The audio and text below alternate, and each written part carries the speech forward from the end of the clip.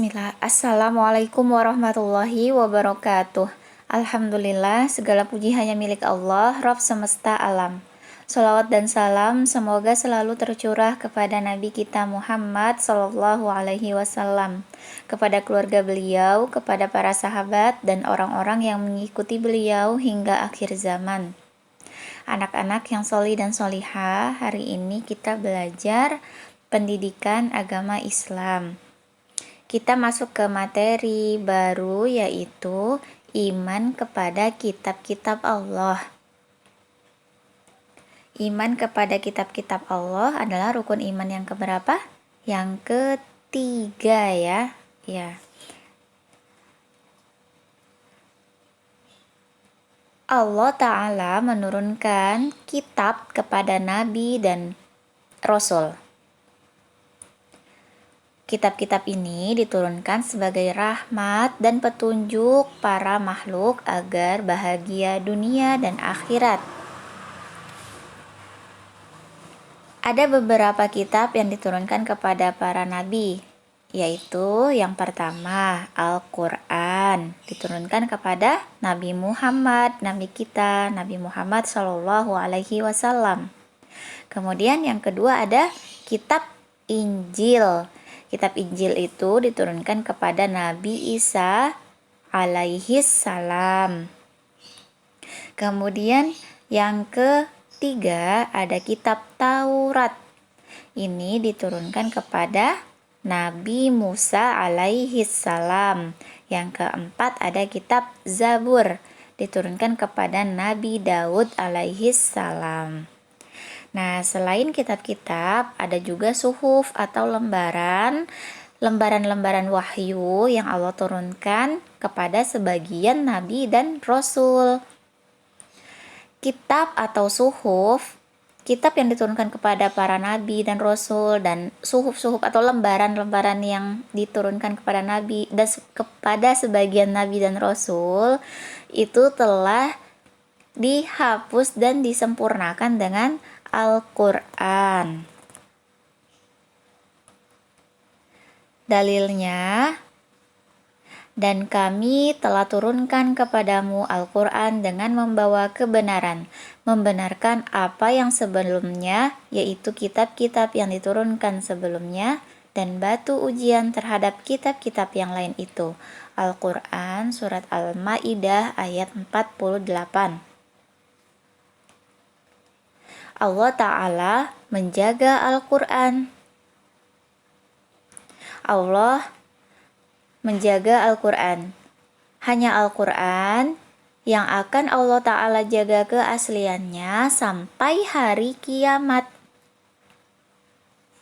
Dalilnya, sesungguhnya kamilah yang menurunkan Al-Quran dan sesungguhnya kami benar-benar menjaganya. Al-Quran Surat Al-Hijr ayat 9.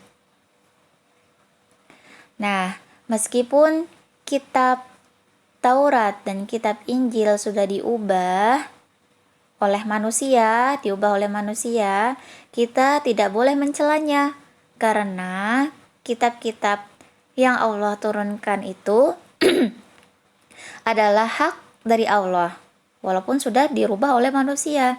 Jadi, sikap kita yang benar adalah pertama, membenarkan dan mengimani semua kabar padanya yang sesuai Al-Quran dan As-Sunnah yang sahih.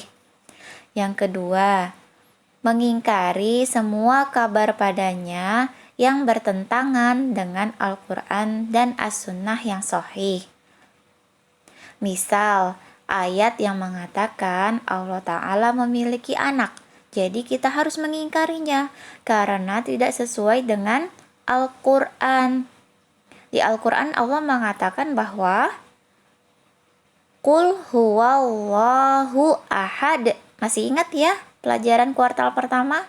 Allah itu satu, Allah itu esa. Jadi kalau ada di kitab lain mengatakan bahwa Allah memiliki anak, maka itu harus kita ingkari. Itu adalah salah, tidak sesuai dengan Al-Quran. Nah, kemudian yang ketiga, sikap kita diam jika tidak mengetahui salah atau benar. Yang keempat, tidak mempelajarinya karena dengan datangnya Al-Quran telah menghapusnya.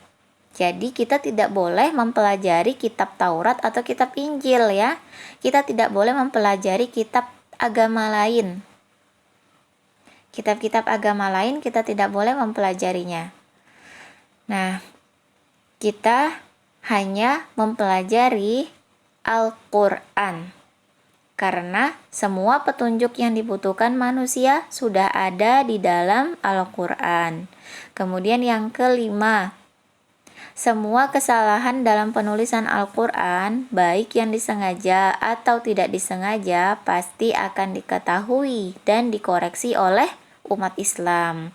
Nah, yang terakhir ini karena apa? Karena Allah akan menjaganya.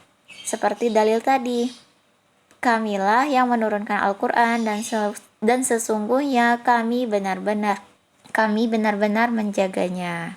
Nah, seperti itu ya. Oke.